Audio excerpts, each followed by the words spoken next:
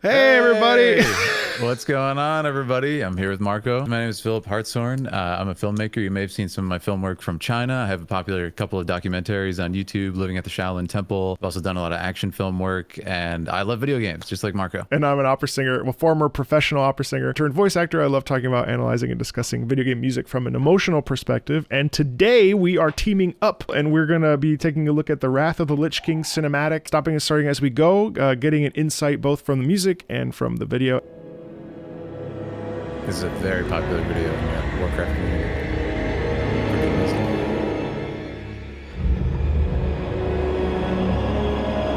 My son. I love how the music starts right away, even as the logo passes, and you get that real ominous. And we both know the story of ARTHAS, so like I think this does such a great job of like showcasing right away musically how deep the whole ARTHAS has gone, you know? Absolutely. And you hear that sound, like this music, it's very icy. It's very cold, right? It has this kind of rising feeling. And then the first image we get on the screen is just this frozen throne, literally. And it's literally icy. It's blue colors, these very cold tones. Even though it's icy, there's also like a warmth in the way that I think it's the strings and the horn,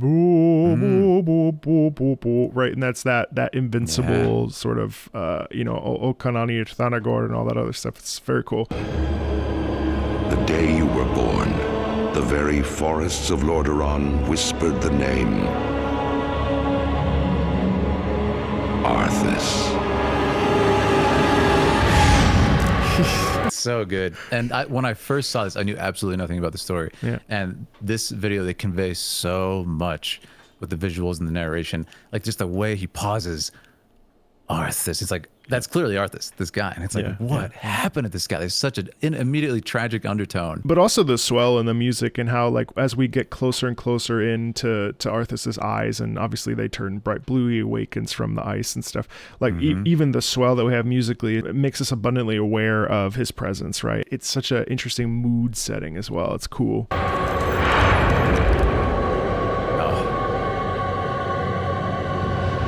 And then the single soprano that comes in here. Fantastic.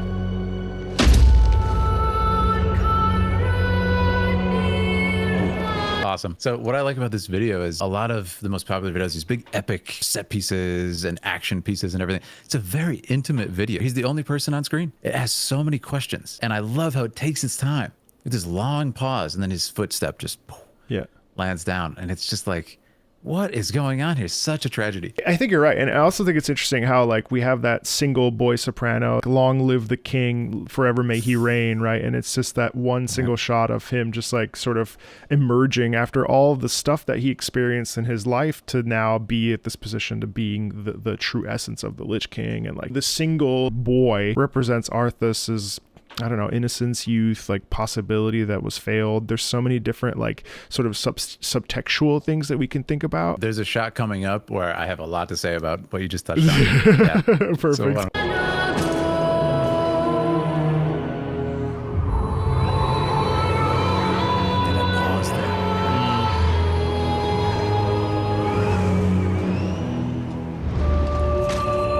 there's a couple times when he pauses throughout this. There's another one later, which I think is everybody's favorite part.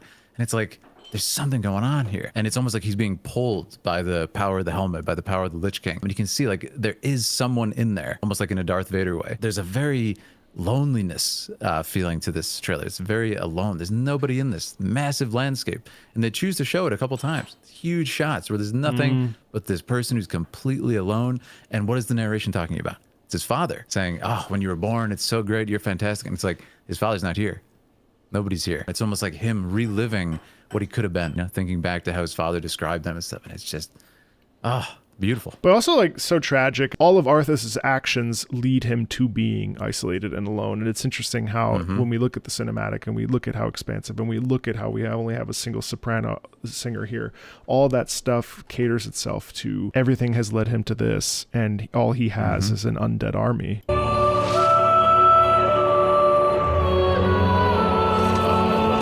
Yeah.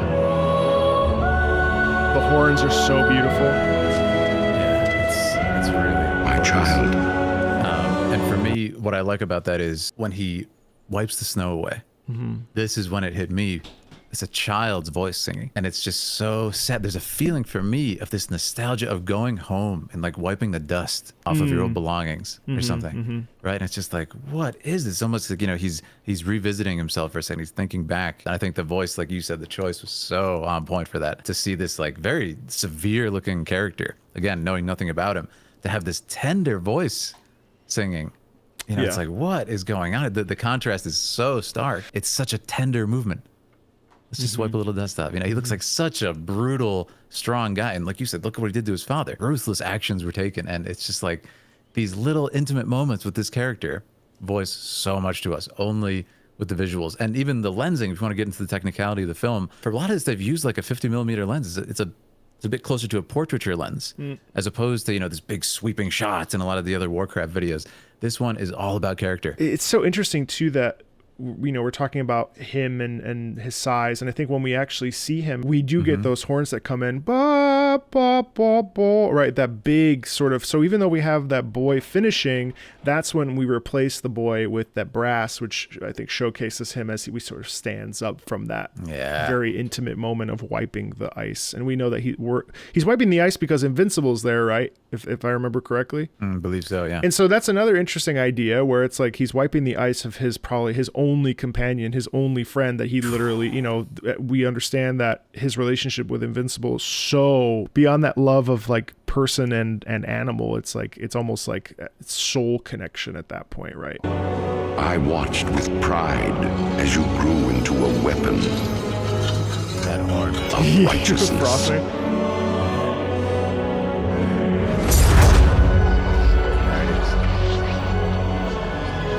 Chills, man. Every time I see that. And when I first saw it, I just watched War Within, and I say, oh, that's the same that movement Anduin does. Yeah.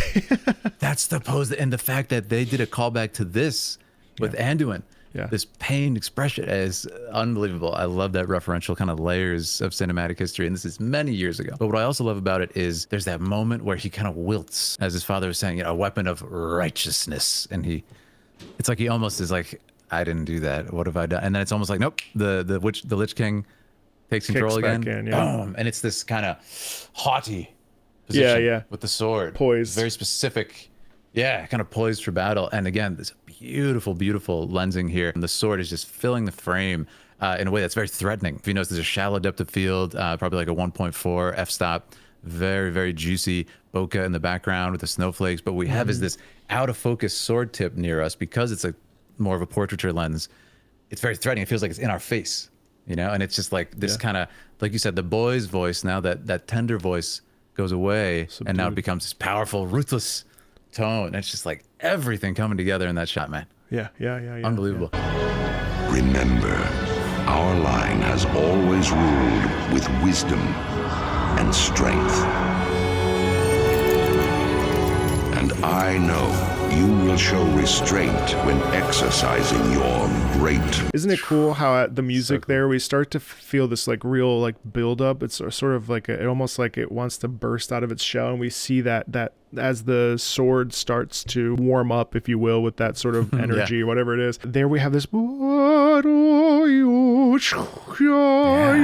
It's all within like the structure of the like the musical language that we've heard, but there's a little bit of anticipatoriness because we're about to like breach, and, you know, we know that sword is going to plunge into the ice and awaken everything, but for a first time viewer, you don't necessarily see that. So there's this real like build up of like what's coming, you know? What's he doing? Yeah. This is what I want to talk to you about. Some of the cool things that happen with filmmaking where you have like everybody working together and kind of synergy is the sound design of the sword is this kind of cracking ice type sound, you know, and it becomes part of the music. And that's what's so awesome when like you have a really good kind of team on point who's like probably in whatever order it happened. Okay, let's compose the music to the scene, or did you get the music first and then cut to it, which can happen as well. They're using the sound design to add to that buildup that you just talked about in this kind of anticipatory, what's cracking, what's coming.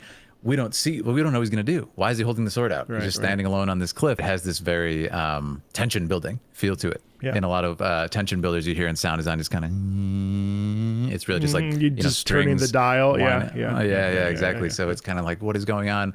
What's happening? It's awesome when sound design kind of morphs perfectly with music.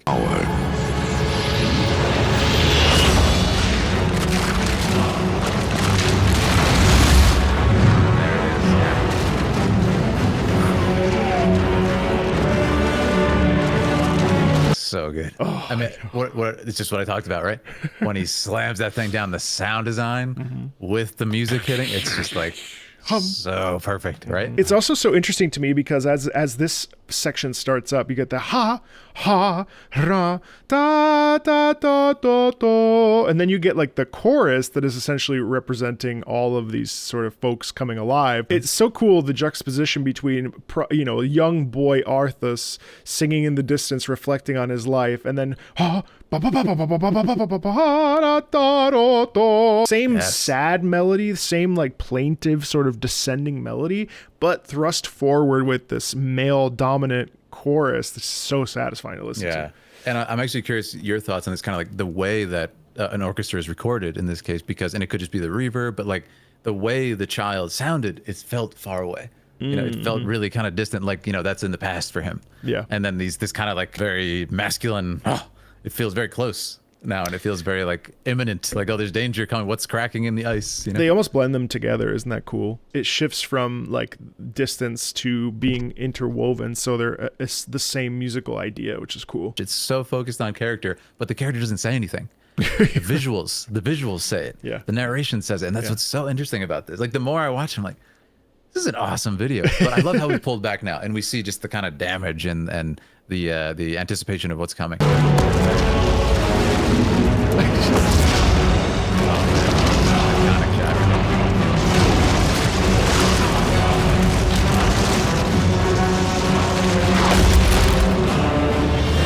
Okay, so it wasn't Invincible. It was the Ice Wraith Dragon, whatever, Wyvern. So believe it or not, it's actually, I believe it's Sindragosa. I love that now it's like a march, like the kind of male choir you're talking about. And it's as the ice is kind of marching and cracking and everything. And that shot was so iconic. Do you know they actually kind of used that shot in Game of Thrones? Really? It's the shot of Arthas on the left side of the frame. It's a really cool composition, and it's a composition that's oftentimes is used in horror films because there's an anticipation.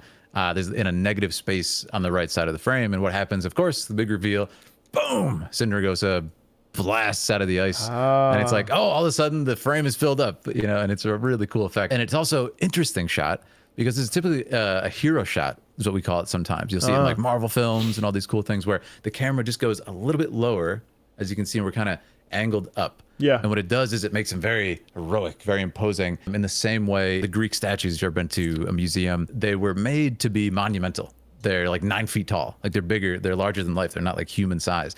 To feel a certain way when you see them, like if you go to St. Peter's in the Vatican, there's like 12-foot tall letters, on the ceiling made out of marble because it's meant to feel so big that you feel small. Now it almost does feel heroic, even though he's this kind of bad guy. He has a purpose for doing this. So it's like, ooh, what's he doing?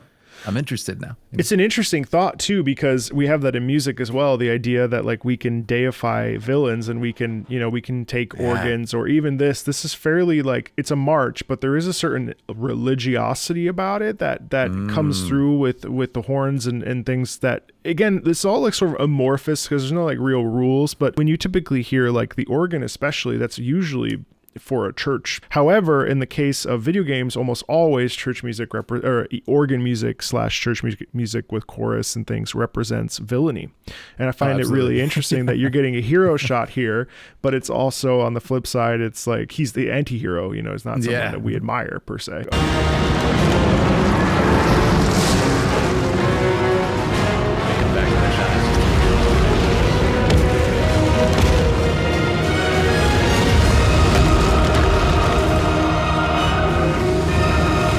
Iconic. I love how they chose specific shots there to not reveal the whole size and scale of this creature at once. They chose shots that were a little too close. You see its underbelly, you see a wing and everything to kind of show that it would be this big if you were there. And then only as the music kind of builds up to that moment, boom, up on the cliff, right? And you get this amazing shot for the reveal. Finally, like, what is he doing this entire trailer? Oh, there it is. It is profoundly intense, isn't it, when it ramps up like that?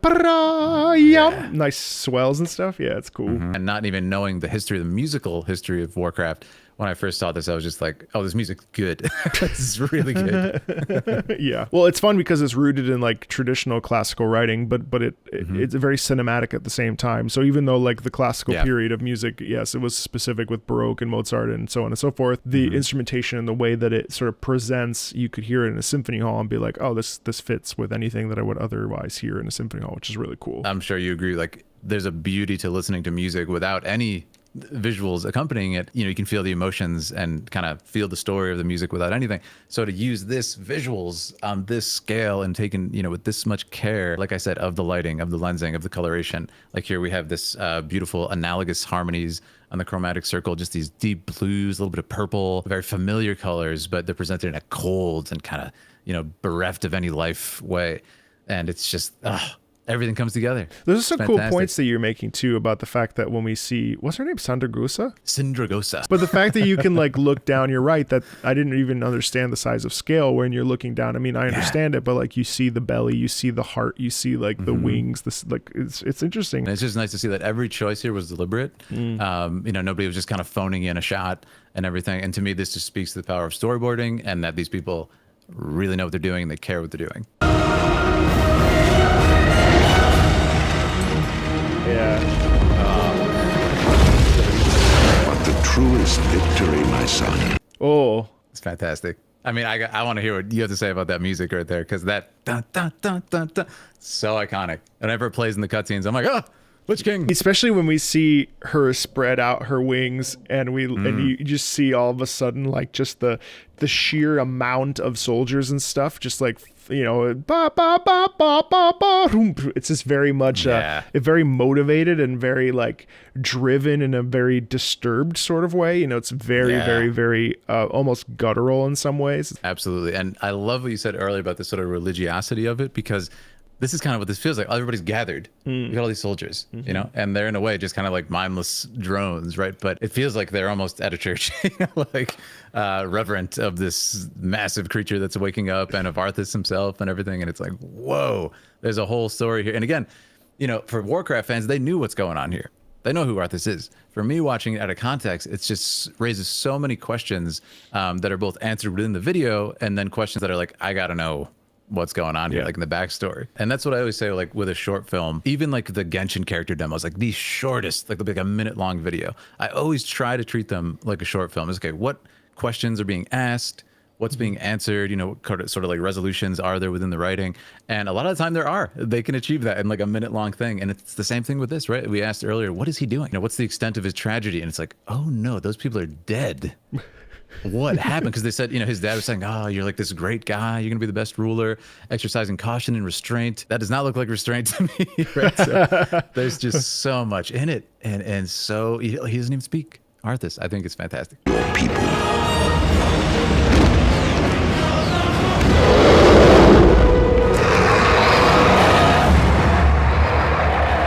I tell you this, for when my days have come to an end, you shall be king.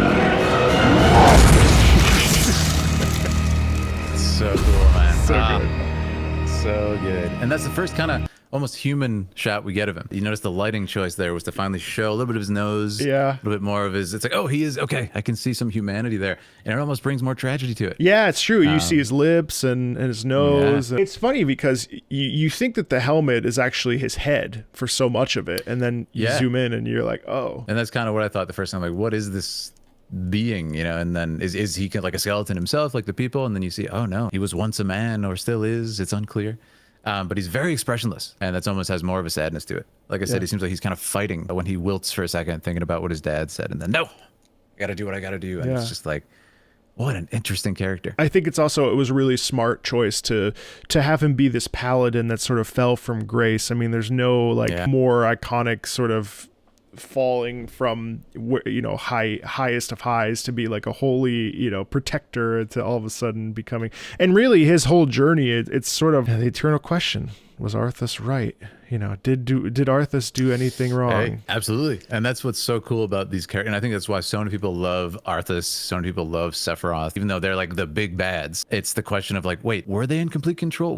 Were they? Was he in control of the Lich King or him? Was Jenova in control of Sephiroth or Sephiroth in control of Jenova? It's like, when did they lose their humanity? Because I know Arthas, like, you know, at one point, like, culls a village. Apparently, he was completely within himself, but someone was like, oh, I think he might have had Frostmourne at that point, or the opposite, or one of the later. He gets it later. He didn't have it. He made a choice because because he was the first person to ever have to deal with the fact that there was this virus, this plague that they were putting into the bread, into the wheat, and then people were eating it. It's like, what do you do? Do you protect your people from further scourge and from further plague, or do you have to wipe them out? It's a really interesting.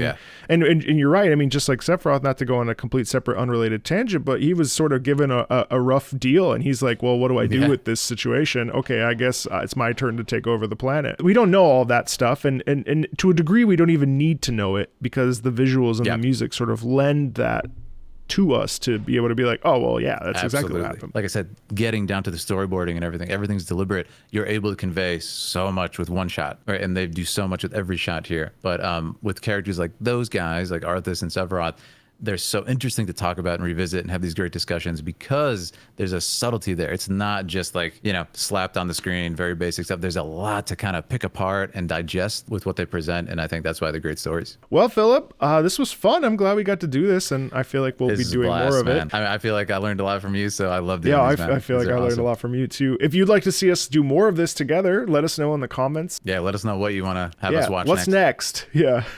Maybe some Guilty Gear Strive, maybe. We'll see. Anyway, thanks a ton, everybody. We'll see you later.